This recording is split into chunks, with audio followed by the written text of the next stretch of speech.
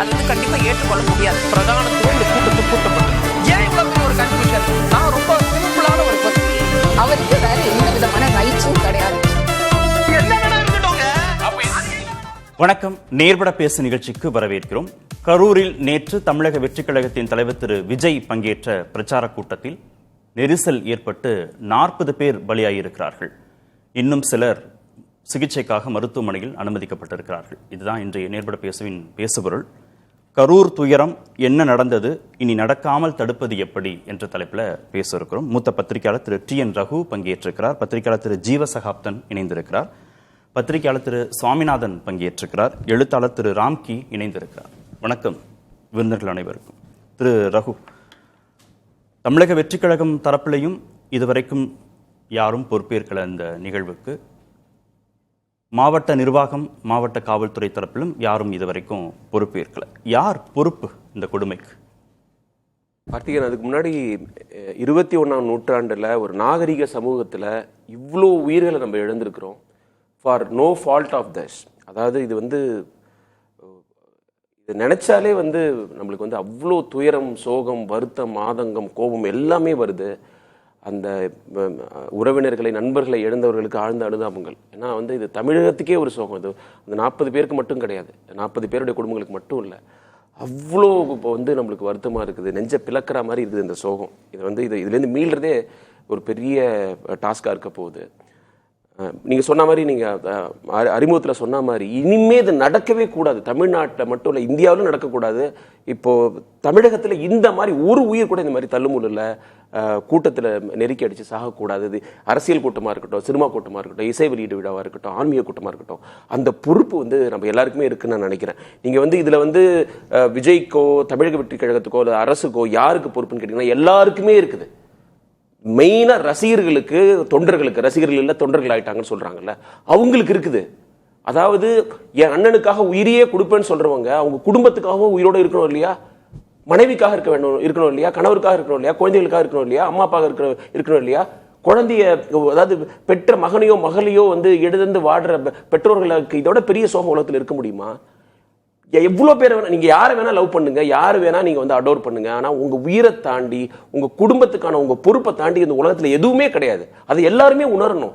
ரசிகர்களும் தொண்டர்களும் உணரணும்.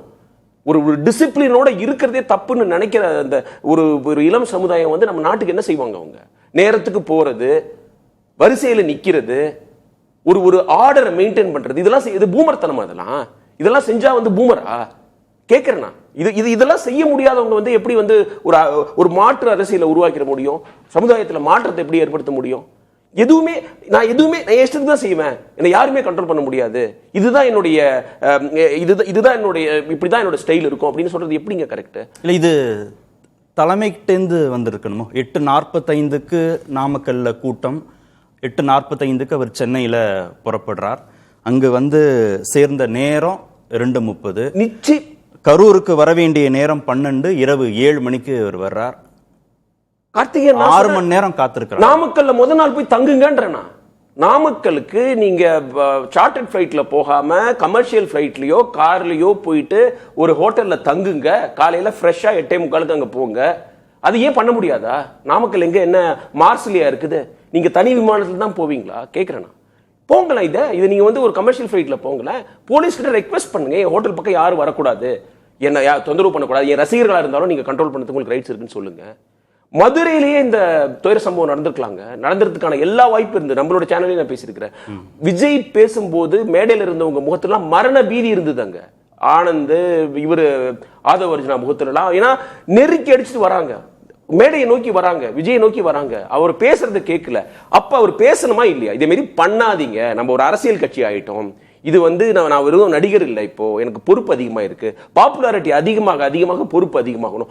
பேசினா என்னங்க? அவர் ஒரு வார்த்தையாவது இது வரைக்கும் பேசியிருக்கிறார்? அறிக்கையை படிச்சிருவாங்களா? ஒரு 4 பக்கம் அறிக்கையை கொடுக்குறாரு, குழந்தைகளை அழைச்சிட்டு வராதிங்க, கர்ப்பிணிகள் வராதிங்க, வயதானவர்கள் வராதிங்க, பெண்கள் வராதிங்கன்னு சொல்லியிருக்காரு. இந்த மீட்டிங் மட்டும் சொல்லியிருக்காரு. அது யாருங்க படிப்பா?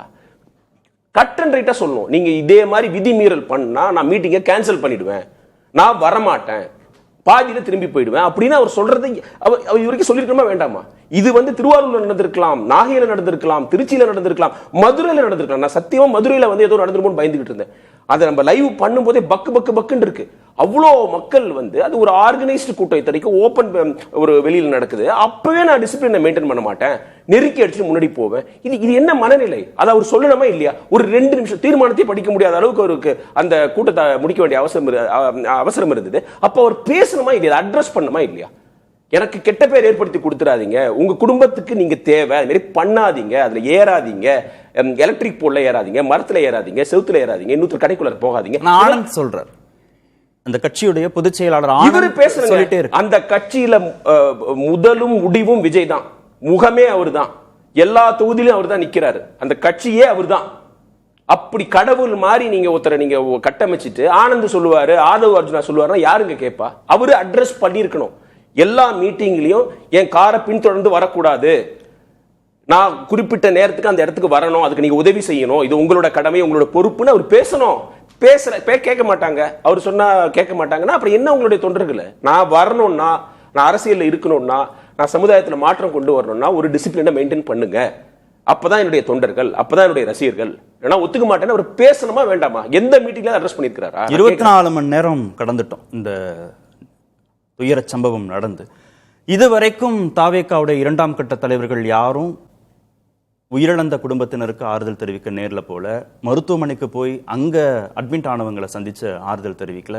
எல்லாருடைய தொலைபேசியும் அணைக்கப்பட்டிருப்பதாக செய்தியாளர்கள் சொல்றாங்க. ஏன் இவ்வளவு தூரம் 100% போயிருக்கணும்? விஜய் வந்து கரூர்ல இருந்து சென்னைக்கு வந்திருக்க கூடாது. அவர் வந்து நேற்று இரவே காவல்துறை நீங்க வந்தா பிரச்சனை ஆகும்னு சொன்னா கூட அவங்கள்ட்ட ரெக்வெஸ்ட் பண்ணணும், என்ன பார்க்க வந்து இறந்திருக்கிறாங்க, நான் அவங்களுடைய துயரத்துல பங்கு ஏற்கணும், நான் அவங்களோட நிக்கணும், அவங்களோட நான் அழுகணும், நான் அவங்களோட இருக்கணும். இறந்தவர்கள் எல்லாருமே விஜய்க்காக இருந்திருக்காங்க, ஒரு முகத்தை பார்க்க வந்து இருந்திருக்காங்க. 10 குழந்தை எங்க 8:45 மீட்டிங்னு சொன்னாங்க, அதை 2 மணிக்கு நடத்த முடியுது இல்ல? அதே மாதிரி இதையும் விதிமீறல் பண்ணிட்டு போங்க, ஒரு கேஸ் வாங்கிட்டு போங்க, என்ன ஆயிட போகுது? அதே நேரத்தில் தொண்டர்கள்ட்ட அவருடைய ரசிகர்களுக்கு ஒரு வீடியோ மெசேஜ், யாராவது ஹாஸ்பிட்டல் வந்தீங்கன்னா நான் போலீஸ்க்கு ஃபுல் பர்மிஷன் கொடுத்துருவோம், என்ன வேணா செய்யலாம்னு சொல்லிட்டு, நீங்க வரக்கூடாது, நான் வந்து சோகத்துல பங்கேற்க போறேன், அங்க வந்து கூட்டம் போட்டு சத்தம் போட்டு கோஷம் எழுப்பி செல்ஃபி எடுத்து ஏதாவது பண்ணீங்கன்னா நடக்கிறதே வேறன்னு ஒரு ஸ்ட்ரிக்ட் மெசேஜ் அவரால் ஏன் கொடுக்க முடியாது? கொடுத்துருக்கணும், ஏத்தி போயிருக்கணும், அல்லது அங்க தங்கி இருக்கணும், இன்னைக்கு காலையில அவங்களை போய் பார்த்துருக்கணும். நான் முயன்றேன், முடியல, அதெல்லாம் அப்புறம் சொல்லலாம். இப்போ அவங்களுக்கு தேவை ஒரு ஆறுதலுங்க, சாஞ்சி அழுவுறதுக்கு ஒரு தோல் வேணும். இவரை தான் நம்பி, இவரை பார்க்க தான் வந்தவங்க, வேற யார் அவர் பேச்சு மற்ற அந்த கூட்டத்துக்கு வந்து வேற எந்த காரணமே இருக்க முடியாது. முதல் காரணம் விஜயை பார்க்கணும் தான். அவர் வந்து அதை செஞ்சிருக்கணும். பொறுப்பு வந்து விஜயோடையும் விஜய் ரசிகர்களோடையும் முடிச்சா இல்ல, அரசுக்கு இருக்கு. எல்லா மீட்டிங்க்கும் சம்பிரதாயமா 10,000 பேர் வருவாங்க, 5,000 பேர் வருவாங்கன்னு சொல்லிட்டு உங்களுக்கு பர்மிஷன் கேட்பாங்க. ஏன் கொடுக்குறீங்கன்னு கேட்கிறேன். அவங்க விஜய் ரசிகர்கள் ஆகிறதுக்கு முன்னாடி உங்களுடைய குடிமகன்கள், உங்க தமிழ்நாட்டுடைய பிரஜைகள், அவங்க இந்தியாவுடைய குடிமகன்கள், அவங்களை காப்பாற்ற வேண்டிய பொறுப்பு உங்களுக்கு இருக்கு. விஜய் ரசிகர்களாக இருந்தாலும், உங்களை அசிங்கமா பேசுறவங்களா இருந்தாலும், உங்களோட சண்டை போடுறவங்களா இருந்தாலும், உங்க அரசியல உங்களோட எதிரியா இருந்தாலும் அவங்களை காப்பாற்ற வேண்டிய கடமை காவல்துறைக்கு இருக்கு. இல்ல பாலிடிக்ஸா மாறிடுச்சுல, நீங்க ஒரு இடத்தை மாற்றி கொடுத்தாலோ, கூடுதல் விதிமுறைகள் போட்டாலோ, இல்ல தாவேகா தரப்புல கேட்கக்கூடிய இடங்கள் ஒதுக்கீடு செய்யப்படலைனாலோ அரசியல் காரணங்களுக்கு அனுமதி மறுக்கப்படுகிற குற்றச்சாட்டு வைக்கப்படுது. பேசுவார்கள், அரசியல் காழ்ப்புணர்ச்சினால செஞ்சுட்டாங்கன்னு எல்லாரும் சொல்லுவாங்க. அதையும் தாண்டி முக்கியமானது மனித உயிருங்க. அது அவங்களுக்கு உலகத்திலேயே இன்டெலிஜென்ட் போலீஸ் போர்ஸ் சொல்றீங்க. அந்த 10,000 பேர் அந்த இடத்துல இருந்துட முடியுமா? 10,000 பேருக்கான பர்மிஷன் மட்டும் தான் கேட்டாங்களா? நாகப்பட்டினம் என்ன நடந்தது, திருச்சியில் என்ன நடந்தது, திருவாரூர் என்ன நடந்தது போலீஸ் பார்த்துட்டு இருக்க மாட்டாங்களா? உளவுத்துறை எதுக்கு இருக்குது? முடியாது. கடைசி நேரத்தில் கூட பர்மிஷன் டினை பண்ணுங்க, என்ன பண்ணிடுவாங்க? நான் கேட்கிறேன். அன்னைக்கு வேண்டாம், கோர்ட்டுக்கு போறாங்க. கோர்ட்டுக்கு கோர்ட் சொல்லுது கிட்னி ராக்கெட்டை வந்து நீங்க சிபிஐக்கு மாத்துங்கன்னு. அங்க போய் அப்பீல் பண்றீங்கல்ல? இந்தியாவிலே மோஸ்ட் எக்ஸ்பென்சிவ் லாயரை வச்சு நீங்க ஃபைட் பண்றீங்கல்ல? அண்ணா நகர் குழந்தை பாலியல் வன்முறை போது நீங்க அதை எதிர்த்து போறீங்கல்ல? கடைசியில அந்த காவல்துறை அதிகாரியே வந்து அதுல சம்பந்தப்பட்டிருக்காரு, அப்புறம் தெரிய வந்தது இல்ல, எங்க மேல தப்பு இல்ல அப்படின்னு நீங்க சிபிஐக்கு போறீங்கல்ல, இதுக்கு சுப்ரீம் கோர்ட்டு போறீங்கல்ல, சிபிஐ விசாரணை கூடாது அப்படின்னு இந்தியாவிலே மோஸ்ட் எக்ஸ்பென்சிவ் லாயரை வச்சு நீங்க வாதாடுறீங்கல்ல? இதையே பண்ணக்கூடாதுன்ற நான் என்ன சொல்றேன்னா, உங்களுக்கு பொறுப்பு இருக்குது. அரசியலை தாண்டி, ஆமாம் எல்லாம் அரசியல் தான், நம்ம பேசுற மொழி, உடுத்துற உடை, சாப்பிட்ற சாப்பாடு எல்லாத்துலயும் அரசியல் இருக்கு, நடக்கிற நடையில கூட இருக்குது. அதையும் தாண்டி மக்களை காப்பாற்ற வேண்டிய பொறுப்பு அரசுக்கு இருக்கு. அதனால எங்களுக்கு பொறுப்பு. அவர் விஜய் கட்டுப்படுத்தல, ரசிகர்கள் வந்து இப்படி பிஹேவ் பண்றாங்க, எராட்டிக்கா பிஹேவ் பண்றாங்க, சொல்றது கேட்க முடியாது. இதை தாண்டி எல்லாருக்கும் பொறுப்பு இருக்கு. இந்த பொறுப்பு இவருக்கு இவ்வளவு பர்சன்டேஜ், அவளுக்கு அவ்வளவு பர்சன்டேஜ்னு கொடுக்கறத தாண்டி எல்லாரும் சேர்ந்து இனிமே இந்த மாதிரி பிரச்சனை தமிழ்நாட்டில் நடக்கவே கூடாதுன்னு உறுதியா அரசியல் பிளவுகளை தாண்டி முடிவெடுக்கணும். எல்லாரும் ஒன்று சேர்ந்து இதுல இயங்கணும். அவர் தப்பு இவர் தப்புங்கிற நேரம் இது கிடையாது. திரு சாமிநாதன், இதுவரைக்கும் கிடைச்சிருக்க தகவல்கள் அடிப்படையில் எங்க தவறு நடந்திருப்பதாக உணர முடியுது? இரண்டு தரப்புலையுமே தவறு இருக்கு. முதல்ல தமிழக வெற்றி கழகத்தினர், அவர் ரகுசார் அவர்கள் குறிப்பிட்டதை போல முந்தின நாளே போய் நாமக்கல்ல தங்கணும். முதல்ல விஜய் அவர்கள் ஒரு ஊருக்கு பரப்புரை போறாருன்னா அந்த உரிய நேரத்துக்கு போகணும். அது அந்த நேர மேலாண்மையை முதல்ல ஃபாலோ பண்ணணும். ஏன்னா தமிழக வெற்றி கழகத்தின் சார்பில் ஒரு அறிக்கை கொடுக்குறாங்க. அந்த அறிக்கையில இத்தனை மணிக்கு தலைவர் வர்றாரு அப்படின்னு சொல்லும்போது அந்த மக்கள் தன்னெழுச்சியா அந்த நேரத்தில் தலைவர் வருவாரு, நம்ம தலைவரை பார்த்துடலாம் அப்படின்னு ஒரு உரிய நேரத்தில் போய் திரள்றாங்க. ஆனால் அது 6 மணி நேரம் 7 மணி நேரம் டிலேவா வரும்போது அந்த மக்கள் அது ஒரு திருவிழா மோடுக்கு போயிடுறாங்க. அவங்களை அறியாம அது ரசிக மனநிலையோட ஒரு உச்சத்தை தொட்டுறாங்க.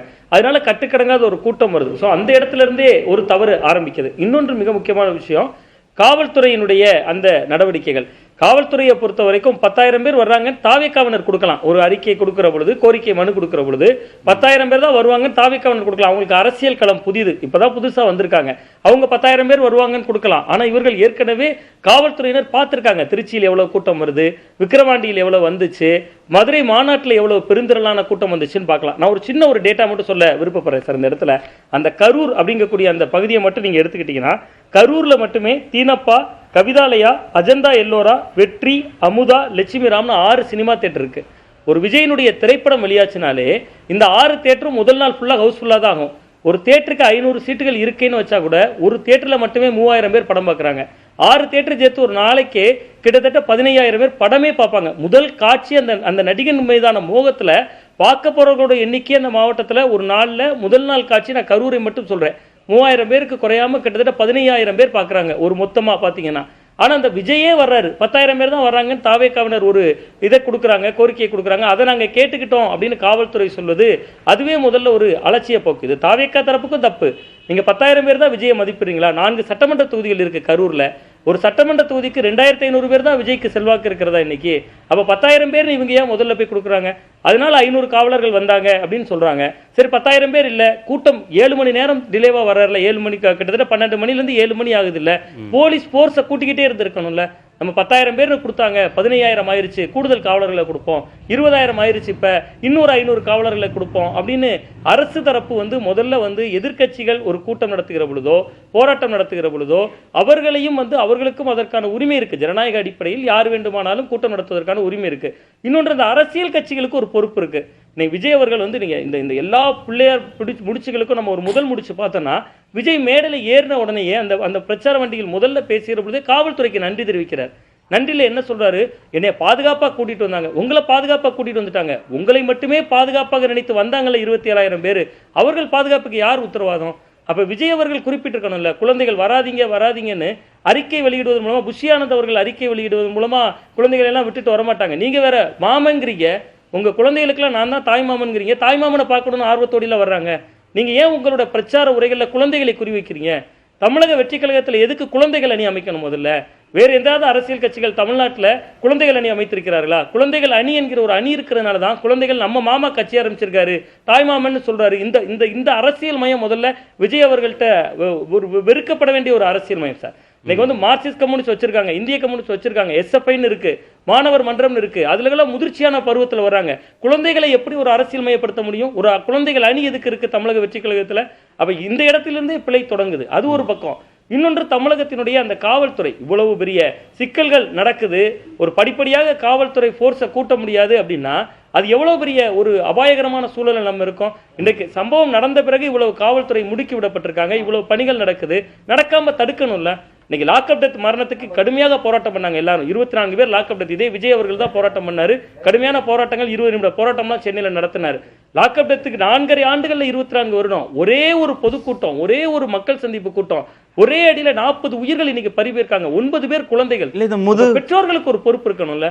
என் பையனை எங்க கூட்டிட்டு போறேன், என் பொண்ணை நான் எங்க கூட்டிட்டு போறேன், என் குழந்தைய நான் எங்க கூட்டிட்டு இல்ல. இது முதல் கூட்டம் இல்ல. விக்கிரவாண்டியில ஒரு மாநாடு நடத்துறாரு, மதுரையில ஒரு மாநாடு நடத்துறாரு, பரந்தூருக்கு போறாரு, அதுக்கப்புறம் 4 மாவட்டங்கள்ல இதே மாதிரியான நிகழ்ச்சிகளை நடத்துறாரு, ரோட் ஷோ நடத்துறாரு. இதே மாதிரியான கூட்டம் தான் அங்க வந்திருக்கு. சொல்ல போனா ஒரு கூட்டத்திற்கு அடுத்த கூட்டத்திற்கும் எண்ணிக்கை கூட கணிசமாக உயர்றத பார்க்க முடியுது அவங்களால.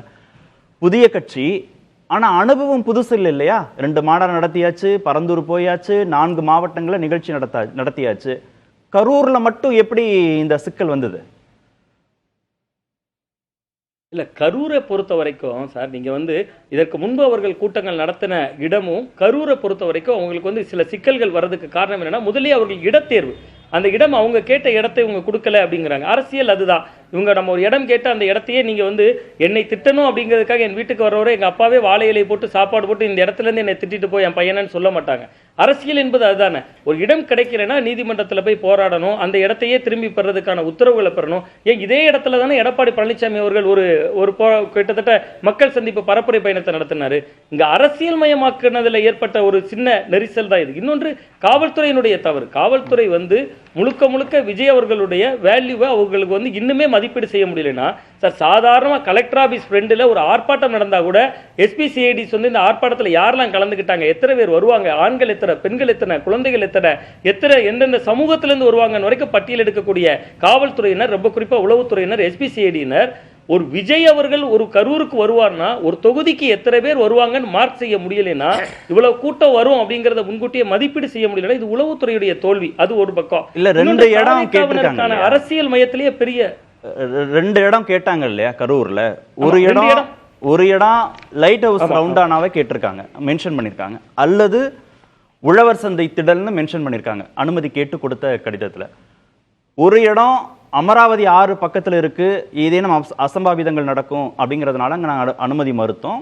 இன்னொரு இடம் குறுகலான இடம், அதனால அனுமதி மறுத்தோம்.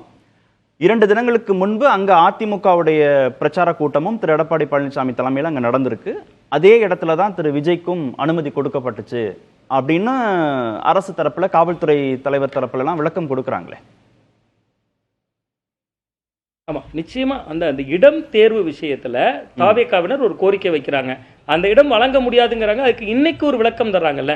இன்னைக்கு சம்பவம் நடந்த பின்பு இந்த இடத்துல அமராவதி 6 போகிறது, இங்க உயரழுத்த கோபுரங்கள் இருக்குன்னு எல்லாம் இன்றைக்கு விளக்கம் தர்றாங்கல்ல.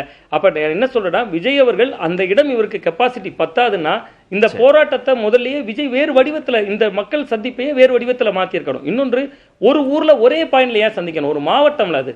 கரூர் என்பது 4 சட்டமன்ற தொகுதிகளை கொண்டதுல அவ்வளவு பெரிய ஊர்ல எல்லாரையும் ஒரே இடத்துல திரளுங்கன்னு சொல்றது ஒரு வகையான ஒரு அரசியல் மையத்திற்கான ஒரு முயற்சியா இருக்குல்ல. இன்னொன்று, அதுல மிக முக்கியமா சார், கரூர்ல 17ஆம் தேதி அண்மையில் நம்முடைய தமிழக முதல்வர் மு க ஸ்டாலின் அவர்கள் கலந்து கொண்ட திமுகவோட முப்பெரும் விழா 17ஆம் தேதி நடந்துச்சு. அடுத்ததான் எடப்பாடி பழனிசாமி அவர்கள் கலந்து கொண்டு ஒரு விழா நடந்துச்சு. அந்த மக்கள் சந்திப்பு பயணம், பரப்புரை பயணம் நடந்துச்சு. இந்த 2ம் முடிஞ்சிருந்துச்சு. நீங்க இந்த விஜய் அவர்களுடைய பிரச்சார பயண திட்டமிடல் நம்ம சரியா பார்த்தோம்னா, அவர் நேற்றைய நாள்ல ஒரு வட சென்னை திருவள்ளூர் கொடுத்திருந்தார். ஆனா இந்த எடப்பாடி பழனிசாமி அவருடைய பிரச்சாரமும் கரூர்ல முடிஞ்சிருச்சு, மு க ஸ்டாலின் அவர்களுடைய முப்பெரும் விழாவும் கரூர்ல முடிஞ்சிருச்சு. இந்த பயண திட்டமே திடீர்னு தான் ஒரு வடிவமைக்கப்பட்டு வட சென்னை திருவள்ளூர் பின்னாடி போகுது, கரூர் முன்கூட்டியே வருது. நேற்றைய நாள் அங்க அன்புமணி ராமதாஸ் அவர்களுடைய நடைபயணம் இருந்துச்சு. விஜய் வர்றாருங்கிறதுனால அன்புமணி ராமதாஸ் அவர்களுடைய நடைபயணமும் மாற்றி வைக்கப்பட்டுச்சு. அப்ப இது தன்னுடைய ஒரு அரசியல் என்கிறது திமுகவுக்கு போட்டி என்கிற களத்துல காட்டின வேகத்தை அங்க இருக்கக்கூடிய தலகர்த்தர்கள் காட்டணும். இப்ப நீங்க நம்ம உண்மையை நம்ம உடைத்து ஒரு விஷயத்தை பார்த்தோம்னு சொன்னா, மொத்த கூட்டமும் நடந்துட்டு இருக்கு. தண்ணீர் கொடுங்கன்னு தன்னுடைய தலைவர் தன்னுடைய வண்டியிலிருந்து தண்ணீர் எடுத்து எரிய வேண்டிய சூழல் தானே இருக்கு. காவல்துறை 10 விதிமுறைகள் கொடுத்துருக்காங்கல்ல, 12 விதிமுறைகள் கொடுக்குறாங்கல்ல. அதுல தண்ணீர் வைக்கணும், மருத்துவ வசதி வைக்கணும். தாவேக்கா ஏன் வைக்கல? நீங்க ஏன் அப்ப அந்த மாநாட்டுக்கு அனுமதி கொடுக்குறீங்க? மக்கள் தொண்டு படைப்படையாக வராங்க, நீங்க ஏன் தண்ணி வைக்கல? அங்க இருக்கக்கூடிய தாவேக்கா நிர்வாகிகளை கேட்கிறாங்களா? கூட்ட நெரிசல் இவ்வளவு இருக்கே, நீங்க ஏன் கட்டுப்படுத்தல? காவல்துறை எங்கே இது தனக்கு அரசியலா நம்ம ஏதாவது கேட்டோம்னா எதிராக திரும்பி விடுமோ என்று காவல்துறையும் தமிழக அரசும் இதுல ஒரு மௌனமாக இருக்கிறார்கள். இது ரொம்ப ரொம்ப அபாயகரமானது. இன்னைக்கு இதே போன்ற கூட்டங்கள் தொடரும்னு சொன்னா, நாளை இன்னொரு ஊர்ல கூட்டம் நடக்கிற பொழுதும் குழந்தைகள் வரதான் போறாங்க, பெண்கள் வரதான் போறாங்க. இப்ப வருகின்ற வாரத்தை வேண்டுமானால் அவர் ஒத்தி வைத்திருக்கலாம். ஆனா இன்னும் அவர்கள் கூட்டம் நடத்தினாலும் வரதான் போறாங்க. காவல்துறை என்ன செய்ய போகிறது? தமிழக அரசு இனிமேலாவது விழிக்கணும். ஓட்டரசியல் என்பது தற்காலிகமானது. யார் வேணாலும் ஆட்சிக்கு வரலாம், போகலாம். 2011 இருந்து 21 வரை திமுக ஆட்சியில் இல்லாத காலமும் இருந்திருக்கிறது. அதிமுக கிட்டத்தட்ட இந்த 5 ஆண்டுகள் ஆட்சியில் இல்லாத காலம் இருக்கு. அது அரசியலை தாண்டினது. நம்ம மக்கள் அது ரகு சார் குறிப்பிட்டதை போல நம்முடைய மக்கள், அது நமக்கு வாக்களித்தவர்கள், அவர்களுடைய வாழ்வாதாரத்தை காக்கணும். அது ரொம்ப ரொம்ப முக்கியமானது என்கிற புரிதல், நம்மளை நம்பி வந்திருக்காங்க என்கிற புரிதல் விஜய் அவர்களுக்கு வரணும். திரு ராம்கி, இதுல யார் அக்கௌண்டபிலிட்டி, யார் பொறுப்பு, இனிமே நடக்காமல் தடுப்பது எப்படின்னு பேசக்கூடிய நிலையிலையும் சதி கோட்பாடுகள் குறித்த விமர்சனங்களும் இதுல வந்துட்டே இருக்கு. சொல்லப்போனா அரசியல் தலைவர்களுக்கே இந்த சதி கோட்பாடுகள் மீது அதீத நம்பிக்கை இருப்பதை அவங்க வார்த்தைகள் மூலம் வெளிப்படுத்துறாங்க. அந்த புள்ளியில நின்று இதை அணுக வேண்டிய தேவை இருக்கா இந்த நேரத்துல? இல்லை, இது நடந்திருப்பது பெரும் துயரம். ஆனால் இதில் உள்ள ஒரு அடிப்படை காரணம் சினிமா மோகம். அது என்னால் உறுதியாக சொல்ல முடியும். நானும் அந்த கூட்டத்திலேருந்து வந்தவன்கிற முடியல. அது எப்படிப்பட்ட கூட்டமாக இருக்கும் அப்படிங்கிறது நல்லா புரியும். ஸோ இந்த கூட்டத்தை வழி நடத்தக்கூடிய தலைவர்கள், அந்த நிர்வாகிகள், அவருடைய எண்ண ஓட்டம் அது சரியாக இருந்ததுன்னா அது அது கரெக்டாக இது மாதிரியான கூட்டம் இல்லை, நம்ம ஏற்கனவே சினிமா கூட்டம் தான், ஆனால் அது அரசியல் மாக்கணுங்கிற மாதிரியான எண்ணம் தலைமைக்கு இருக்கணும். ஸோ அது இங்கே மிஸ் ஆகுது. சென்ற வாரம் ஒரு நண்பர் ஃபேஸ்புக்கில் ஒரு சுந்தரராம் சாமியோட பள்ளம் சிறுகதை ஷேர் பண்ணியிருந்தார். ஒரு பெண்மணி தன்னுடைய கை குழந்தையோட தியேட்டருக்கு போகிறாங்க சினிமா பார்க்குறதுக்கு. அதில் கூட்டம், அதில் நெரிசலில் சிக்கி அந்த குழந்தை இறந்து போயிடுது. அந்த குழந்தைய மடியில் கிடத்திக்கிட்ட முழு படத்தையும் பார்க்குறா. வீட்டுக்கு போகிறா. அந்த நைட்டு தூக்கு மாடி செத்து தற்கொலை செய்துக்கிறா. இது ஒரு உண்மை சம்பவம். இதை கதையாக எழுந்தார் சுந்தரராம் எதிராக சொல்லியிருந்தார். ஸோ இதுதான் அடிப்படையான மோகம். ஒரு பக்கம் சினிமா மோகம் இருக்குது, அதே நேரத்தில் உங்களுக்குள்ள ஒரு மனசாட்சியும் உறுத்தல் இருக்குது. ஸோ இதுக்கு நடுவில் தான் அல்லாட வேண்டியிருக்கு. இப்படி தான் எல்லாரும் இன்றைய வரைக்கும் இந்த சமூகம் அப்படி தான் இருக்குது. இந்த சதி கோட்பாடு திமுக கூட்டங்களுக்கும் அதிமுக கூட்டங்களுக்கும் நாம் தமிழர் கூட்டங்களுக்கும் குழந்தைகள் வர்றாங்களே, வராங்க. குழந்தைகளே வராத கூட்டங்கள் அது அப்படின்னு முற்றிலுமாக மறுதளிக்க முடியாத நிகழ்வுகள் தானே. அங்க எப்படி ஒரு டிசிப்ளின் இருக்கு, ஒரு ஆர்கனைஸ்டா எப்படி அந்த கூட்டம் நடக்குது? அங்கதான் அரசியல் கூட்டமா உருவெடுக்குது அந்த இடம். அங்க அதை ஒரு சீரியஸா அரசியல் அணுகுவது அப்படிங்கிற இடமா இதுக்கும் அதுக்குள்ள இது வெறுமனே ஒரு ஷோ. இது ஒரு நடிகரை பார்க்க வந்த கூட்டம். அவரை பார்க்கணும். படத்தை நண்பர் சொன்ன மாதிரி 7 தேட்டரில் நம்ம படம் பார்த்துருக்கோம். 7 தேட்டரில் ஒரு படம் ஓடுது. அவரே இன்னைக்கு நம்ம ஊருக்கு வராரு, அவரை ஏன் நம்ம பார்க்க கூடாது அப்படின்னு வந்த கூட்டம் தான் ஆக்சுவலா. ஸோ அதுதான் அந்த இடத்துல போய் நீங்க அங்கே போய் அந்த கூட்ட நடுவில் அரசியல் பேசும்போது அந்த கூட்டம் ஒன்றும் தயாராகவே இல்லை. அதனால தான் அவங்க 6 மணி நேரம் வெயிட் பண்ணுறாங்க. வேற யாராக இருந்தால் 6 மணி நேரம்லாம் வெயிட் பண்ணவே மாட்டாங்க. வேற ஏதோ அரசியல் தலைவர் வராருன்னா சரி நான் வீட்டுக்கு போய்ட்டு வேலையெல்லாம் முடிச்சு சாயந்தரம் வரேன்னு சொல்லிட்டு போவாங்க. ஸோ இங்கே நிறைய இருக்குது. இதில் ஒரு பொலிட்டிக்கல் அக்கௌண்டபிலிட்டி இல்லை. இதுதான் ஒரு மிகப்பெரிய விஷயம். அந்த தலைமைக்கு, விஜய் ஒரு தலைமை நிர்வாகிகளுக்கு அந்த அக்கௌண்டபிலிட்டி இல்லை. அவங்க உடனடியாக அந்த இடத்தை விட்டு கிளம்புனதும் சரி, இல்லை நடுவழியில் திருச்சியிலே கோயம்புத்தூர்லேயே தங்கியிருந்து ஒரு வீடியோவாவது ரிலீஸ் பண்ணி நான் நடந்ததை கேள்விப்பட்டேன் சொல்லி ஏதாவது ஒரு டேமேஜ் கண்ட்ரோல் பண்ணியிருக்கலாம். அதையெல்லாம் அவங்க செய்யவே இல்லை. நீங்கள் சொன்ன மாதிரி 24 மணி நேரம் ஆகிவிட்டது. இன்னும் அது சம்பந்தமான எந்த பொறுப்பேற்பும் எடுக்கவில்லை. நேற்று இரவு விஜய் தரப்பு வழக்கறிஞர் செய்தியாளர்களை சந்திக்கிறார். இன்று திரு நிர்மல்குமார் தரப்புல நீதிமன்றம் சிபிஐக்கு மாற்றணும், அங்க அசம்பாவிதங்கள் நடந்தது தொடர்பாக விசாரிக்கணும்னு நாளை 2:15 மணிக்கு விசாரணைக்கும் வர இருக்கு. இந்த நடவடிக்கைகளை மேற்கொள்பவர்களுக்கு உயிரிழந்த குடும்பங்களுக்கு ஆறுதல் சொல்வதோ, சிகிச்சைக்காக அனுமதிக்கப்பட்டவர்கள் குடும்பங்களை சந்திச்சு ஆறுதல் சொல்வதில் என்ன சிக்கல் இருக்க போதும்? இல்லை, அதான் ஒரு விஜய் என்பவர் அவர் ஃபெயில்ட் அஸ் எ லீடர். அது மட்டும் இல்லாமல் அந்த பார்ட்டியும் ஒரு அரசியல் கட்சியாக அவங்களும் தோற்று போயிட்டார்கள். நீங்கள் ஒரு அரசியலாக ஒரு அமைப்பாக இருந்தால் அவங்க களத்தில் போய் சந்திக்க முடியும். அவங்க ஒரு இன்னும் அதுக்கான அந்த இடத்துக்கு நோக்கி நகரவே இல்லை. ஒரு அரசியல் அமைப்பாகவே உருவாகல. நான் அரசியல் கூட சொல்கிறேன், ஒரு அமைப்பாகவே உருவாகலை. ஒரு ரசிகர் மன்றமாகவே இன்னும் முழுமை அடையலை அவங்க.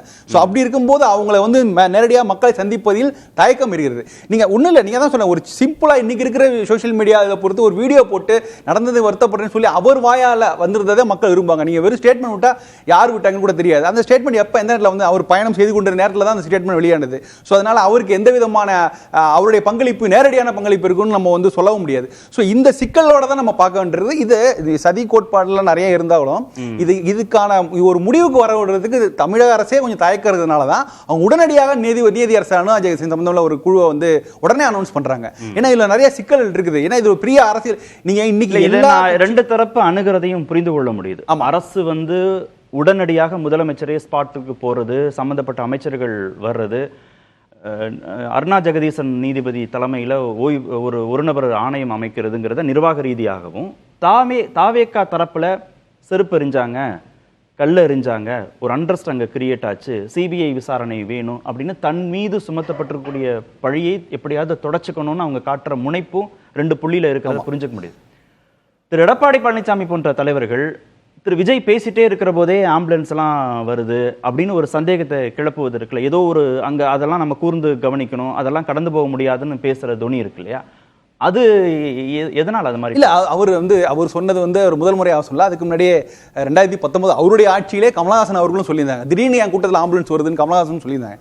இப்ப இன்னைக்கு எடப்பாடி அவர்கள் கூட்டத்தில் அடிக்கடி வந்தது. இன்னைக்கு இந்த 2 ஆம்புலன்ஸ் வந்ததை இன்னும் சந்தேகத்தோட பாக்குறாங்க. ஏன் அந்த நேரத்தில் அவ்வளவு கூட்டம் திரண்டு இருக்கும்போது அந்த கூட்டத்துக்கு நடுவில் கண்டிப்பாக போக முடியாது அப்படிங்கிற சூழல்ல அது ஏன் அங்க வந்ததுங்கிற ஒரு கேள்வி இருக்கு. அதே மயக்கமுற்றவர்கள் அழைப்பு ஏற்று வந்ததாக அரசு விளக்கம் கொடுக்குறாங்க. அதான் அதுக்கு வாய்ப்பு நிறையவே இருக்குது. ஆனா இது என்னன்னா, இது நடந்தது நீங்க எவ்வளவு ட்ரோன் கேமரா போட்டாலும் நீங்க உங்களால இந்த அளவுக்கு ஒரு பகுதியில் நடந்த எந்த விஷயத்தையும் உங்களுக்கு தெளிவா பண்ண முடியாத சூழல் தான் இருந்துட்டு இருக்கும்போது இதுக்கு யார் பொறுப்பெடுக்க ஒரு சிக்கல் வருது இல்ல. அந்த நேரத்தில் தான் இதை இப்போதைக்கு தற்காலிகமாக தள்ளி வைக்கணுங்கிறதுக்காக தான் ஒரு விசாரணை குழுங்கிற அனௌன்ஸ்மெண்ட் வந்ததா நான் பாக்குறேன். ஸோ இதெல்லாம் ஒரு எல்லா கட்சிகள் தலைவரும் இன்னைக்கு கரூர் நோக்கி போறாங்க. ஆனா இதுல ஒண்ணுன்னா, இதுல ஒரு பெரிய பிரிவிலேஜ் விஜய் கிடைக்குது. விஜய் யாரும் நேரடியாக விமர்சிக்கவே இல்லை. சில பேர் அரசியலாக்க விரும்பவில்லைன்னு சொல்றாங்க, சபையில் விஜய் கார்னர் பண்ணாதீங்கன்னு சொல்றாங்க. இந்த சூழல் ஏன் வந்ததுன்னு பார்க்கணும். அப்ப இதுக்கு எல்லாமே தேர்தல் காலம். இது விஜயினாலேயோ தனக்கு ஒரு ஆதாயம் கிடைக்குங்கிற ஒரு சில கட்சிகள் நினைக்கின்றன. அதனாலதான் இன்னைக்கு தேர்தல் காலங்கிறனா இதே இந்த இன்சிடென்ட் வேறு காலம் நடந்திருந்தால் வேறு விதமாக அணுகப்பட்டிருக்குன்னு நான் நினைக்கிறேன். ஓகே, திரு ஜீவா, காவல்துறை தரப்பு மீதும் நிறைய விமர்சனங்கள், குற்றச்சாட்டுகள் முன்வைக்கப்படுது. இவ்வளவு ஆர்கனைசரா ஒரு கூட்டம் வருது, இல்லை அன்ஆர்கனைசரா இருக்கிறாங்க அப்படிங்கிறதுக்கு எப்படி தாவேக்காவுக்கு ஒரு அக்கௌண்டபிலிட்டி இருக்கோ? விக்கிரவாண்டியில் என்ன நடந்துச்சு, மதுரையில் என்ன நடந்துச்சு, பரந்தூரில் என்ன நடந்துச்சு, அப்புறம் 4 மாவட்டங்களில் என்ன நடந்துச்சு அப்படிங்கிறத பார்த்து அவங்க சுதாரிச்சிருக்கணும் நம்ம சொல்கிறோம் இல்லையா? அந்த சுதாரிப்பு காவல்துறையிட்டையும் இருந்திருக்கணுமே அப்படின்ற ஆதங்கமும் இருக்கு. ஏன்னா போனது 40 உயிர்கள். அது தாவேக்காவாக இருந்தாலும் வேறு எந்த கட்சியாக இருந்தாலும் தமிழ்நாட்டு உயிர் தான். அந்த இடத்துல இருந்து அணுகிறதுல எங்கேயோ ஒரு விதமான பின்னடைவு இருந்திருக்கோ? இவருடைய கடைசி 3 மாநாடுகள் இந்த சுற்றுப்பயணத்தின் போது தாவேக்காவின் ஆதரவாக விவாதங்களில் பேசியவர்கள் பேசியது உங்களுக்கு நல்லா தெரியும். அரசு எங்களை முடக்க பார்க்குது, டோல்கேட்லேயே நிறுத்த பார்க்குது, எங்களை நாங்கள் கேட்ட இடம் கொடுக்கல, எங்களை ஃப்ரீயாக அவங்க விடலை, நிறையா இடத்துல தடுத்து நிறுத்திடுறாங்க. இதெல்லாம் இவங்க சொன்னது. இன்றைக்கி இந்த சம்பவம் நடந்ததுக்கப்புறம் இவங்க சொன்னது, பலர் சொல்கிறது, இதை முன்கூட்டியே நீங்கள் கணிச்சிருக்கலாமே, இவ்வளோ இடம் நீங்கள் கொடுத்துருக்க வேணாமே, இப்படிங்கிற விஷயம் வருது. இது பிரச்சனை எங்கேருந்து ஆரம்பிக்குதுன்னா, நான் விஜய் தாவேக்காவை தாண்டி இந்த கட்சிக்கு எதை நம்பி இவ்வளோ பெரிய கூட்டம் வருது, இதைத்தான் நான் புதிய தலைமுறை விவாதங்களை தொடர்ச்சியாக சொல்கிறேன். நீங்கள் ஒரு முறை கேட்டீங்க, ரசிகர்கள் தொண்டர்களாக மாறலையான்னு ஒரு கேள்வியை நுணுக்கமாக கேட்டீங்க கடந்த 2 வாரத்துக்கு முன்னாடி உள்ள விவாதத்தில். இப்பயும் சொல்கிறேன், இதை கட்சின்னு நீங்கள் சொல்கிறதுலேயே நான் உடன்படவே இல்லை. அது அங்கீகரிக்கட்டும், தேர்தல் அங்கீகரிக்கட்டும், பட் அதை ஒரு கட்சியாகவே நான் அங்கீகரிக்க மாட்டேன். பாஜக ஒரு கட்சி, பாமக ஒரு கட்சி, எந்த கட்சியை வேணாலும் இந்தியாவில் நான் கட்சின்னு ஏற்றுக்குவேன். இது கட்சிங்கிற கான்செப்டுக்குள்ளேயே இது வராது. கட்சினா என்ன, பைலானா என்ன, தலைவர்னா யாரு, எதுவுமே தெரியாத ஒரு அமைப்பு. அங்கே வந்திருந்த அந்த கூட்டத்தை தான் விமர்சிக்கிறேன். மக்களை விமர்சிக்க எல்லாரும் பயப்படுறாங்க. நான் அந்த வந்த கூட்டத்தை நீங்கள் என்ன மாதிரியான கூட்டமாக எடுத்துக்குவீங்க? எதற்காக ஒரு தலைவர் 8:45 வர்றாருன்னா நைட்டு 3 மணிக்கு படுத்திருக்க போறீங்க? 3 மணிக்கு பெண்கள் நடுத்தருவில் படுத்தோன்னு பெருமையாக சொல்கிறாங்க. 1.5 வயசு குழந்தைய கூட்டி வந்திருக்கிறாங்க. 1.5 வயசு குழந்தை இப்போ உயிரோடு இல்லை. கேட்க நமக்கே பதப்பதைக்குது. இப்படி ஒரு முட்டாள்தனத்தை அந்த பெண்ணோ அந்த வீட்டை சேர்ந்தவங்களும் அனுப்பியிருக்கிறாங்க. ஒரு 13 வயது சிறுமி நான் விஜயை பார்த்துட்டு செத்தா கூட பரவாயில்லைங்கிற மாதிரி இந்த கூட்டம் ஆட்சிக்கே வருதுன்னு வச்சுக்கோங்க, எவ்வளவு பெரிய ஆபத்து. விஜயே சிஎம் ஆகிறான்னு வச்சுக்கோங்க, இவங்க தான் தீர்மானிக்கக்கூடிய சக்தியா தமிழ்நாட்டில்? எவ்வளவு ஒரு மோசமான ஒரு கூட்டம். நான் அதைத்தான் மீண்டும் மீண்டும் சொல்றேன். ஒவ்வொரு மாநாட்டின் போதும் விவாதங்களை இந்த கூட்டத்தை பார்த்துட்டு, கூட்டம் வந்துருச்சு பாத்தீங்களா, அதிமுக அவுட்டு, எடப்பாடி அவுட்டு, 2வதோட அவர் தான், ஏன் சொல்ல முடியாது, 25% மேல வாங்குவாங்க நீங்க சொல்லும் போதெல்லாம் நான் வைக்கிற வாதம் எவ்வளவு வேணாலும் வாங்கட்டும், பட் இந்த கூட்டம் வாங்குறதுக்கு பாஜகவே வாங்கலாமே. இது மிகப்பெரிய அரசியலற்ற கூட்டம். பாபர் மசூதியை இடிக்க போனவங்கள பல பேர் கிறிஸ்தவ பேர் இருந்தது. ஏன்னா அவன் உதிரி, கஞ்சாவுக்கும் போதைக்கும் என்னவும் செய்யக்கூடியவனா இருந்தான். ஸோ இது இவ்வளவு பெரிய படிக்காத தற்கொலை கூட்டம் இருக்கா, அல்லது படிப்பையே தந்தாலும் காமன் சென்ஸ் இல்லாத கூட்டம் இவ்வளவு இருக்கான்னு பார்க்கும்போது, உண்மையிலே நம்ம தமிழ்நாட்டை வட இந்தியாவில் வேறுபடுத்தி பார்த்து பேசிக்கிட்டு இருக்கும்போது வடக்க நம்மளை பார்த்து அவமானப்படக்கூடிய நிலையில இந்த மாதிரி கூட்டத்தை வச்சிருக்கு. இல்லை, அக்கௌண்டபிலிட்டிங்கிறத ஒன்று நிர்வாகத்துக்கு பொருத்த முடியும், இல்லைன்னா கட்சி நடத்தக்கூடிய தலைமை பொறுப்பு இருக்கக்கூடிய திரு விஜய்க்கு பொருத்த முடியும். அது அப்படியே டோன் டவுன் பண்ணி கீழே கொண்டு வந்து மக்கள்கிட்ட அந்த ரெஸ்பான்சிபிலிட்டியை சொல்லிடுறது. தயவு செய்து இது மாதிரியான விவாதங்கள் நடத்தினாதான் இந்த மாதிரியான இழப்புகளை நம்ம தவிர்க்க முடியும். உங்களுக்கு எல்லா கட்சியிலும் வர்றவங்க மனிதர்களாகவும் தொண்டர்களாகவும் இருந்தாங்க. இவங்களை நான் மனிதர்களாவே பார்க்கலையே. இது என்ன மாதிரியான கூட்டம்னே எனக்கு தெரியலையே. இப்படி ஒரு கூட்டம் எங்க இருந்து வந்துச்சு? பாபர் மசூதி இடிக்க போறப்ப இந்த மாதிரி கூட்டம் தான் வந்தது. நான் ஏற்கனவே இதை குறிப்பிட்டேன். ஜாதி வழி ஜாதி குரு நடத்துவாங்கல்ல, ஜாதி வெறி விழாலாம், அந்த மாதிரியான ஜாதி தலைவர்களுக்கான விழா நடத்தும் போது இந்த மாதிரி தான் தட்டு போவாங்க. போலீஸ்காரங்க பயப்படுவாங்க, எதுக்குடா அவங்க இன்னைக்கு ஒரு நாளைக்கு அவங்க ஆடிட்டு போட்டுன்னு. இவங்க வாரம் இந்த மாதிரியான ஒரு கூத்து அடிக்க போக்குறாங்க.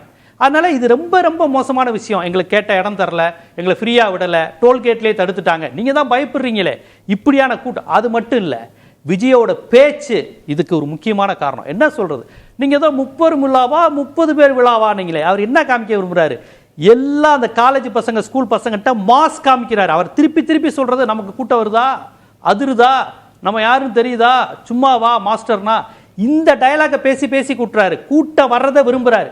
சார், ஒரு மனுஷன், ஒரு அரசியல் தலைவர் 1 மணி நேரம் லேட்டா வரலாம், 2 மணி நேரம் லேட்டா வரலாம். பல தலைவர்கள் வந்திருக்கிறாங்க. இப்போ திருமாவளவன் போன்ற தலைவர்கள்லாம் சில சமயம் 10 மணிக்கு போயிட்டு நைட்டு 2 மணிக்கு வருவாங்க.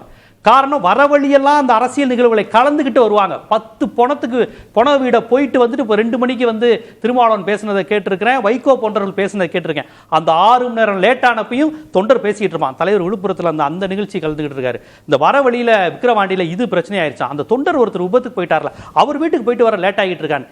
நீங்கள் இந்த மாதிரி ரீசன் ஒன்றும் சொல்ல முடியுமா சார்? தூங்கிட்டீங்களா, தூங்கி எந்திரிச்சிட்டு வர லேட் ஆயிடுச்சா, இல்லை மேக்கப் பண்ணிட்டு வர லேட் ஆயிடுச்சா, ஏதாவது ஒரு அரசியல் காரணம் உங்க வாயிலிருந்து நீங்க வந்து 9 மணி நேரம் லேட்டுக்கு சொல்ல முடியுமா? சார் சொன்னாங்கல்ல நாமக்கல்லே தங்கிருங்கன்னு. நான் சொல்றேன், நாமக்கல்ல தங்குறது ஒரு புறம் இருக்கட்டும், ஏன் 8:45 நிகழ்ச்சினா ஒரு 10 மணிக்கு வர மாட்டீங்களா சார்? நீங்களாம் பந்தா காமிக்கிற ஆட்கள் தான். ஒரு 10:30 வர மாட்டீங்களா சார்? நீ 8:45 வருவேன்னு அந்த அப்பாவி தொண்டை நைட்டு 2 மணிக்கு ஒரு பொண்ணு 1.5 வயசு குழந்தையோட ரோட்ல படுத்திருக்கேங்குது, கரூர் ரோட்ல. பாத்ரூம் வசதி இல்லை, கழிப்பிட வசதி இல்லை. பொதுவாக பெண்கள் வந்து கோவிலுக்கோ சினிமாக்கு எங்கே போனாலுமே தண்ணி குடிக்க மாட்டாங்க. ஏன்னா ஆண்களுக்கு இருக்கக்கூடிய அந்த இயற்கை நிலைப்பு வந்தால் டக்குன்னு ஒரு யூரின் பாஸ் பண்ணுறது, பசங்க கூட ஏதாவது ஒரு அட்ஜஸ்ட் பண்ணிக்குவாங்க. லேடிஸால் அது பண்ண முடியாதனால தண்ணி குடிக்கிறத பெண்கள் நிறையா குறைச்சிக்குவாங்க. பெரும்பாலான பெண்கள்கிட்ட அந்த கல்ச்சர் உண்டு. அப்போ பெண்கள் பாருங்க, தண்ணி குடிக்காம வந்திருக்கிறாங்க, அது யூரினரி இன்ஃபெக்ஷன் ஆகும். தண்ணி குடிக்காதனால உடம்புல நீர் சத்து இருக்காது, வேர்வை, இது எல்லாம் சேர்ந்துருக்கு. நீங்க ஆம்புலன்ஸ் ஏன் வந்துச்சுங்கிறீங்க?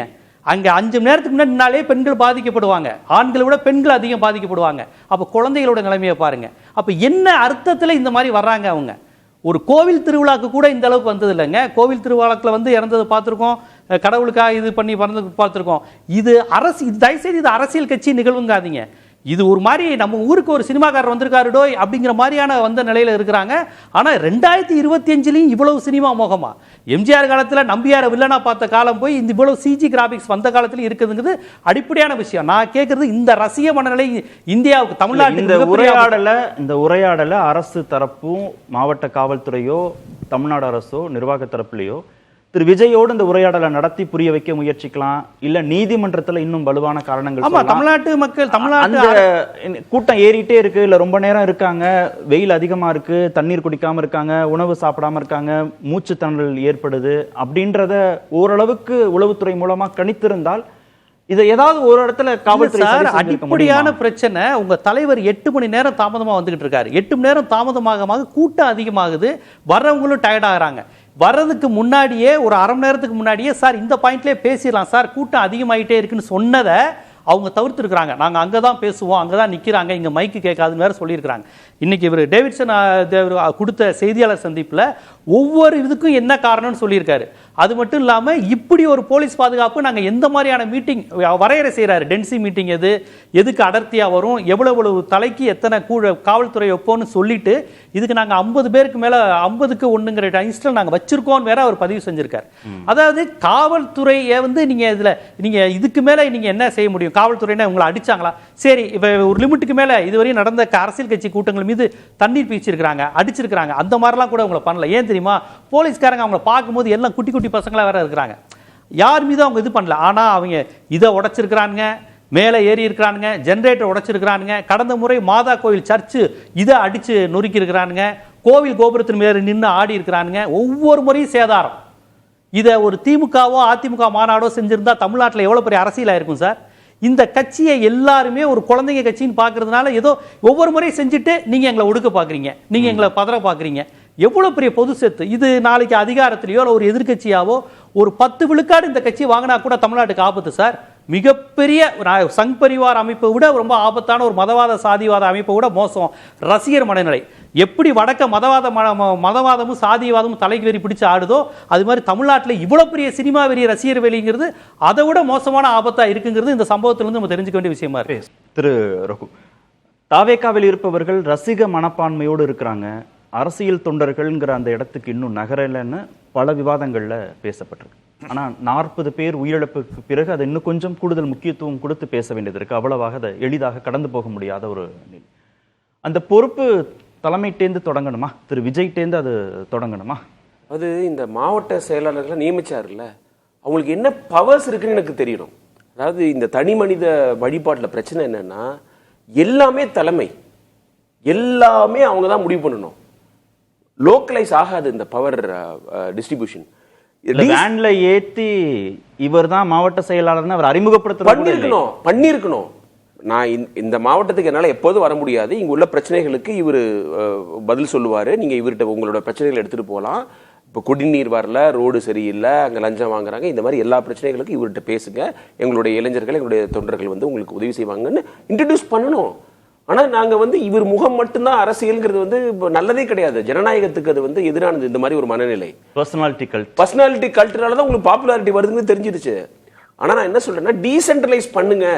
இப்போ என்ன பெரும் கொடுமைன்னா, திமுக ஒரு காலத்தில் டீசென்ட்ரலைஸ் ஆயிருந்தது, அதுவே இப்ப எல்லாமே ஒரு பர்சனாலிட்டி கல்ட்டு நோக்கி போயிட்டு இருக்கு. எல்லா கட்சிகளுமே இப்ப ஏடிஎம்கேவை பார்த்து டிஎம்கேவை என்ன நினைக்கிறாங்கன்னா, இந்த எலெக்ஷன் நடத்துறது, ஜனநாயக பூர்வமா கட்சி நடத்துறதெல்லாம் தாண்டி நம்மளே நியமிச்சிருவோம், எல்லாமே தலைமை தான் அப்படிங்கிற ஒரு நிலைமையை நோக்கி போயிட்டு இருக்கிறாங்க.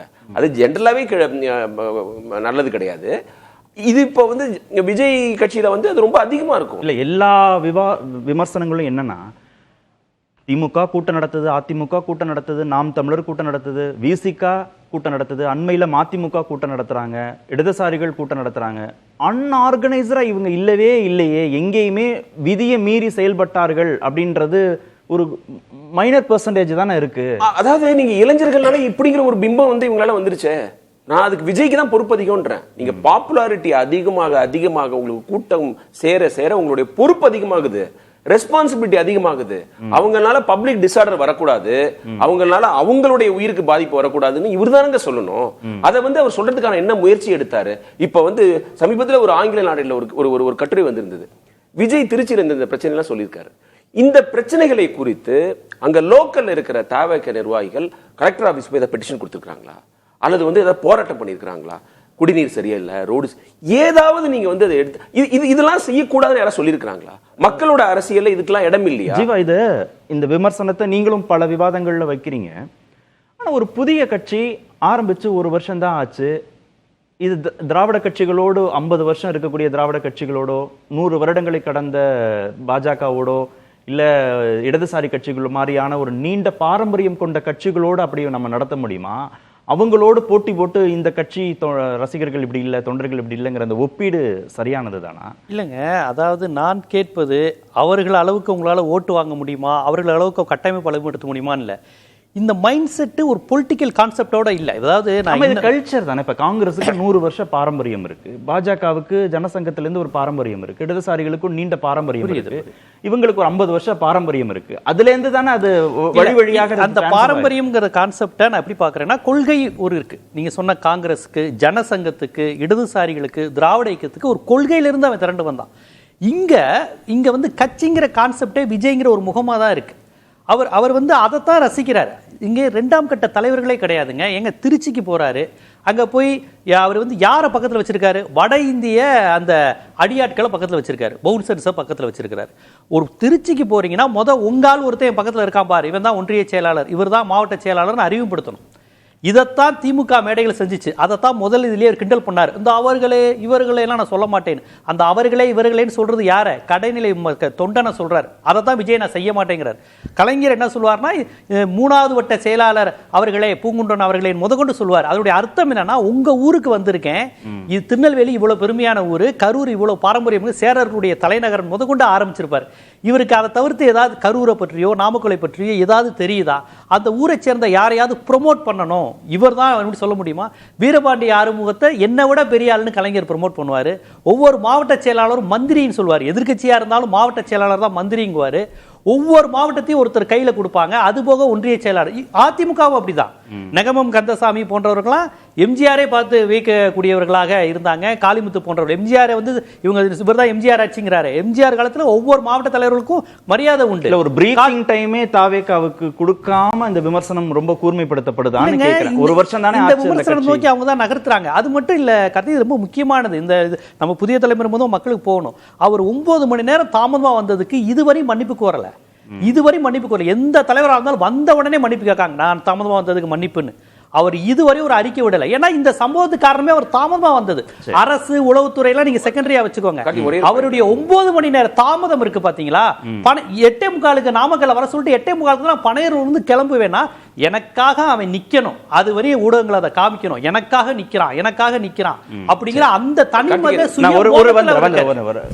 சாமிநாத். இந்த கூட்டம் எனக்கு நிறைய கூடுது, அது மேல ட்ரோன் காட்சிகள் மூலமா அது அதிகப்படுத்தி அது ஒரு பிம்பமா காமிக்கிறாங்க. எனக்காக நீண்ட நேரம் காத்திருக்கிறார்கள், நாளுக்கு நாள் எனக்கான அங்கீகாரம் கூடுறத பார்த்து அச்சப்படுறாங்க ஆட்சியாளர்கள் அப்படின்னு பேசுறதுல ஏதோ ஒரு விதத்துல கன்வின்ஸ் ஆகுறாரோ திரு விஜய்? இல்லை, விஜய் அவர்கள் அப்படிதான் நினைக்கிறார். தனக்கான ஒரு பெரிய கூட்டம் கூடுது, அதை எல்லாரும் பார்க்குறாங்க. அவர் என்ன நினைச்சுக்கிட்டாருன்னா, ஒரு கூட்டம் கூடிட்டாலே அதுதான் வெற்றி அப்படின்னு பார்க்குறாரு. அவர்களை அரசியல் மையப்படுத்தினாதான் வெற்றி அப்படி என்பது இரண்டாவது நிலை. இன்னொன்று, அவரை நம்பி வந்திருக்கிற ஒரு பெருங்கூட்டத்தை ஓட்டு வரை கொண்டு போகணும்ல, வாக்குச்சாவடி மையம் வரை கொண்டு போகணும்ல. அதற்கிடையிலே இப்படி கூட்டங்கள் நடத்துகிற பொழுதே அது ஒரு தேன்கூடு மாதிரி, அதில் ஒரு தேன்கூட்டில் கல்லெறிஞ்சா என்ன நடக்குமோ அதுதான் இன்னைக்கு நடந்திருக்கு. அதில் மிகப்பெரிய பொறுப்பு விஜய் அவர்களுக்கு தான் இருக்கு. இன்னொன்று மிக முக்கியமான விஷயம் சார், இப்போ எல்லாருமே சுட்டிக்காட்டியதை போல அந்த அதிகார பகிர்வு, அவர் தொடர்ச்சியா என்ன சொல்றாரு விஜய் அவர்கள், நான் ஆட்சிக்கு வந்தோடனே ஆட்சியில் பங்கு அதிகாரத்தில் பங்குன்னு தான் முதல்ல சொன்னாரு. தன்னோட அதிகாரத்தையே தனக்கு கீழே 2ஆம் கட்ட 3ஆம் கட்ட 4ஆம் கட்டன்னு யாருக்குமே பகிர்ந்து கொடுக்கல. அப்படி பகிர்ந்து கொடுத்திருந்தாலே இதுல கொஞ்சம் சிக்கல்கள் தீர்ந்திருக்கும். நீங்க ஒரு எஸ்பி ஆபீஸ்ல போய் கரூர் எஸ்பி, அதுல ஒரு நடைமுறை சிக்கல் இருக்கு. நீங்க திராவிட கட்சிகளுக்கோ காங்கிரஸுக்கோ பல ஆண்டுகள் ஆனதால அந்த ஹயார்கி ஆர்டரை உருவாக்குறதுல அவங்களுக்கு சிக்கல் இல்லை, இயல்பாகவே அது உருவாகிடுவாங்க. புதிய கட்சி இவர் முகத்தை மட்டும் காமிச்சு இந்த எலெக்ஷன்ல எப்படியாவது ஜெயிக்கணும் அப்படின்னு பெரும் திட்டத்தோடு வரக்கூடிய ஒரு கட்சிக்கு இந்த மாதிரி ஒரு டீசென்ட்ரலைசேஷனை நோக்கி வேகமா நகருங்கிறது பலவீனமா கூட மாறிடலாம் இல்லையா?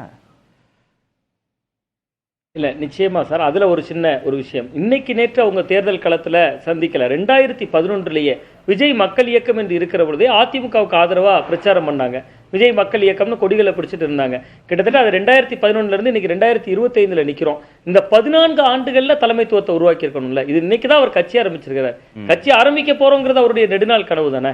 அந்த நெடுநாள் கனவுல அவருக்கான தலகர்த்தர்களா ஒவ்வொரு மாவட்டத்திலே உருவாக்கி இருக்கலாம். அப்படி உருவாக்கி இருந்தாலே இதெல்லாம் ஒரு எதிர்கொள்வதற்கான ஒரு சவால்கள் இல்லாம இருந்திருக்கலாம். இன்னைக்கு வேண்டுமானால் அவரால் ஒரு 1 இயர் ஆயிருச்சு கட்சி தொடங்கி. ஒரு விக்கிரவாண்டி மாநாடு முடிந்து விட்டது, மதுரை மாநாடு முடிந்து விட்டது. இன்னைக்கு 2வது ஆண்டுல அந்த இயக்கம் பயணிக்குது. 1 ஆண்டுகளை முடிச்சுட்டாங்க. இந்த 1 ஆண்டு முடிந்திருக்கக்கூடிய தருணத்திலும் யாருமே இங்க ஒரு செய்தி குறிப்பு கொடுக்கிறதோ அல்லது ஒரு ஊடகத்தோடு நெருங்கிய தொடர்புடைய மாவட்ட செயலாளர்கள் இருக்காங்கன்னா எதுவுமே இல்லையே. இன்னும் சொல்ல போனா பத்திரிகைகள்ல செய்திகளுக்கான அறிக்கைகள் கொடுக்கற கூட பெரிய அளவுல தாவேக்கா ரியாக்ட் பண்ணவே மாட்டாங்களே. பொது சமூகத்தோட மக்களோட அவர்களுக்கு எந்த தொடர்பும் இல்லையே. கலெக்டரேட் போறது, ஆர்ப்பாட்டம் பண்றது, போராட்டம் பண்றது எதுவுமே இல்லையே. விஜய் அவர்களை மட்டும் காட்டியே ஓட்டு வாங்கிடலான்னு தாவேக்கா கணக்கு போடுறாங்க. விஜய் அவர்களை பார்ப்பதற்காக ஒரு பெரிய கூட்டமும் கூடுது. அதை அவருக்கு ஒரு ரொம்ப பெரிய பொறுப்பு இருக்கு. இன்னொன்று, ஜீவாண்ணா பேசின ஒரே ஒரு இடத்துல மட்டும் எனக்கு ஒரு சின்ன ஒரு முரண் இருக்கு. அதாவது அந்த இளைஞர்கள் பெருவாரியா கூட்டம் வந்தாங்க, போலீஸ்காரங்க அடிக்க கூட இல்லை, தண்ணீர் கூட பாய்ச்சல அப்படிங்கிற விஷயங்கள்லாம் குறிப்பிட்டாங்க. அதுதான் தவறு என்கிறேன். அரசு அதை தான் செஞ்சிருக்கணும். அது எந்த கூட்டமாக இருந்தா என்ன, அதையே ஓட்டா ரியாக்ட் ஆகும் அப்படிங்கக்கூடிய ஒரு அச்சம் ஆளும் கட்சிக்கு இருக்கு. அதனாலதான் அது அந்த மாதிரி விஷயங்களை ஒரு வேடிக்கையை பார்க்கறாங்க. விஜய் அவர்கள் வர்றாரு, பிரச்சார வண்டி வருது. சரி, அது எப்படி இல்ல, அது இரண்டு பக்கமும் கூர்மையா இருக்கக்கூடிய கத்தி. எந்த பக்கம் எப்படி அது பாதிப்பு தெரியல. ஓகே, பேசுவோம். நேர்பட பேச தொடர்கிறது. திரு ராம்கி, 40 பேர் உயிரிழந்த விவகாரத்தில் தமிழ்நாடு அரசியல் களம் செங்குத்தா பிளவாயிருக்கு. திமுக எதிர்ப்பு, விஜய் ஆதரவு அப்படின்னு. திமுக எதிர்ப்பை கூர்மைப்படுத்தி விஜய் ஆதரவு மூலமாக ஒரு கூட்டணி உருவாகாதா அப்படின்ற ஒரு எதிர்பார்ப்போடு இது அணுகப்படுவதாக புரிந்து கொள்ள முடியும். அரசியலை நீண்ட காலம் உற்று நோக்கியவர்களா? ஆரோக்கியமானதா இந்த போக்கு?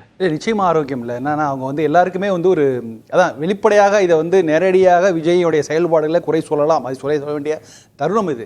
ஆனால் அதை தவிர்த்து விட்டு அவரை காரணம் செய்ய வேணாம், அவர் வந்து எனக்கு சொல்லுவேன் இன்எக்ஸ்பீரியன்ஸ் தான், அவர் செல்லமாக தட்டி கொடுத்து ஒரு மாதிரி இதாக சொல்கிறாங்க. இல்லை இன்றைக்கி 2 ஆண்டு காலம் அவர் கட்சி ஆரம்பிச்சு இதாகிடுச்சு. இது முறைப்படுத்தப்படாத ஒரு கூட்டம் தான் இருக்குது. நான் என்ன சொல்கிறேன், இந்த டைனமிக்ஸ், இந்த கூட்டத்தோட டைனமிக்ஸ் அப்படி தான் இருக்குது. நம்ம அவங்கள்ட்டேருந்து கோர்ஸ் ஆஃப் கரெக்ஷனை எதிர்பார்க்கவே முடியாது. அவங்களாம் மாறணும் அப்படிலாம் எதிர்பார்க்கல. நான் என்ன சொல்றேன், இது பிரைமரி ரெஸ்பான்சிபிள் அவங்களுக்கு தான். இந்த நடந்ததுல பிரைமரி ரெஸ்பான்ஸ் இருக்கு. செகண்டரி விஜய்க்கும் விஜயுடைய அவருடைய கட்சி தலைமைக்கு அதில் இருக்கும். ரெண்டாவது இந்த மரத்தில் இருந்த சசிகர்களுக்கும் வேனுக்குள்ள அமர்ந்திருந்த நிர்வாகிகளுக்கும் பெரிய வித்தியாசமே இல்லை. 2 பேருமே வேடிக்கையாக தான் பார்த்துட்டு இருந்திருக்காங்க. ஸோ இதில் வந்து என்னன்னா, நீங்கள் வந்து அவங்க கட்சி இருக்கு, அதை தாண்டி செகண்டரி ரெஸ்பான்ஸ் ஒன்று இருக்குல்ல. நீங்கள் என்னதான் சொன்னாலும் இந்த கண்ட்ரோல் இந்த பண்ணுறதுக்கான விஷயங்கள், ஒரு உதாரணம் கூட சொல்லுவேன். சென்ற ஆண்டு வந்து இந்த தேசிய விமானப்படை சாகசம் நடந்தபோது 5 பேர் பலி, அதில் வந்து நிறைய பேர் மூச்சு திணறல் இல்லாமல். அப்போ வந்து கனிமொழி வைக்கும்போது சமாளிக்க முடியாத கூட்டங்களை கூடுவதை மக்கள் தவிர்க்க வேண்டும் சொன்னாங்க. அதாவது இன்னைக்கு சமாளிக்க முடியாத கூட்டங்கள் மக்களுக்கு எப்படி தெரியும்? இது கண்ட்ரோல் கூட்டா கண்ட்ரோல் பண்ண முடியுமாங்கிறது மக்களுக்கு தெரியாது. அவங்க வந்து ஒரு பார்வையாளர் தான் வராங்க. இப்போ இது யாருக்கு சொல்ல வேணும்? ஆட்சியாளருக்கு சொல்லணும். ஸோ ஆட்சியாளருக்கு இப்போ ஒரு ரெஸ்பான்சிபிலிட்டி இருக்குது. நீங்கள் எல்லாம் ஒரு டாட்டர் லைன் பாருங்கள். ஏஆர் ரஹ்மான் இசை கச்சேரி நடந்த அந்த மிஸ்மேனேஜ்மெண்ட்டில் ஆரம்பிச்சு தேசிய விமானப்படைய சாகச எல்லாத்துலேயுமே ஒரு க்ரௌட் மேனேஜ்மெண்ட்டில் ரொம்ப ரொம்ப வீக்காக இருக்கும். இப்போ நீங்கள் நான் தாவேக்கா குறை சொல்றது இருக்கிட்ட இல்லை, ஒரு கிரவுண்ட்ல ஒரு நாற்காலி போட்டு அமர வைக்கப்பட்ட ஒரு கூட்டமாக நடத்துறதுல விஜய்க்கு என்ன சிக்கல் இருக்க போகுது? அது என்ன சிக்கல்? இந்த மாதிரியான ரசிகர்களை தொண்டர்களாக மாற்றுவதற்கு போதிய கால அவகாசம் வேணும்னா அது வரைக்கும் அவர் அந்த மாதிரி ஆர்கனைசராகவே கூட்டம் நடத்தணும். அப்படிதான் இருந்திருக்கணும். அதுல நம்ம ஊடகங்களையும் கூட சொல்லுவேன். என்னன்னா, நீங்க வந்து இப்ப பனையூர் விட்டு வெளில வாங்கன்னு ஒரு போட்ட பிரஷர் வந்து அவர் மக்கள் சந்திப்பே நடத்தல. அவர் நடத்தின ரோட் ஷோ தான். ரோட் ஷோக்கு அருமை கிடைக்காதனால ஒரு வேறு விதமான ஒரு ஃபார்மேட்ல மக்கள் சந்திக்கிறேங்கிற பேர ரோட் ஷோ தான் நடத்தினார். அவரால் வந்து ஒரு பொதுக்கூட்டம் தான், அதுவும் செய்ய முடியல. அதனால அவங்களால முறைப்படுத்த முடியாது. நம்ம விக்ரவாண்டியை பார்த்தோம், எல்லாத்தையும் பார்த்தோம். ஸோ இங்கே வந்து அவரால் செய்ய முடிந்தது வந்து ஒரு காலத்தில் திலகர் திடல், தஞ்சாவூர் திலகர் திடல், மதுரை தமுக்க மைதானம், இது போன்ற பெரிய இடங்கள்ல சீரணி அரங்கம், பெரிய இடங்கள் நடத்தப்பட வேண்டிய கூட்டத்தை ஒரு சின்ன இடங்கள் நடத்தும் போது இந்த மாதிரியான பெரிய பிரச்சனைகள் வருது. விஜய் போன்ற நடிகர்கள் வரும்போது கூட்டம் வரும், அவரை தொண்டர்கள் தாண்டி பார்க்கறதுக்கு வெளியே வரும். இதை மேனேஜ் பண்றதுல அவங்களுக்கு ஒரு பெரிய பிரைமரி ரெஸ்பான்சிபிலிட்டி இருக்கு. அதே நேரத்தில் செகண்ட் ரெஸ்பான்சிபிலிட்டி வந்து மாவட்ட நிர்வாகம், காவல்துறைக்கெல்லாம் கண்டிப்பா இருக்கிறது. அவங்க வந்து நீங்க அந்த அக்யூரசி, அந்த எவ்வளவு பேர் வருவாங்கிறத இன்டெலிஜென்ஸ் பேர் கண்டுபிடிச்சே ஆகணும். அனைத்து தரப்பும் பாடம் கற்றுக்கொள்கிறார். நிச்சயமா வைக்க சொல்லுங்க. நம்ம புதிய தலைமுறை சார்பா ஒரு பிரஸ் மீட் மட்டும் வைக்க சொல்லுங்க. நன்றி. நிகழ்ச்சியில் பங்கேற்ற அனைத்து விருந்துகளுக்கும் நேர்பட பேசு நிறைவு பெறுகிறது. அது வந்து கண்டிப்பா ஏற்றுக்கொள்ள முடியாது. பிரதானத்துவம் இந்த கூட்டத்துக்கு கூட்டப்பட்டு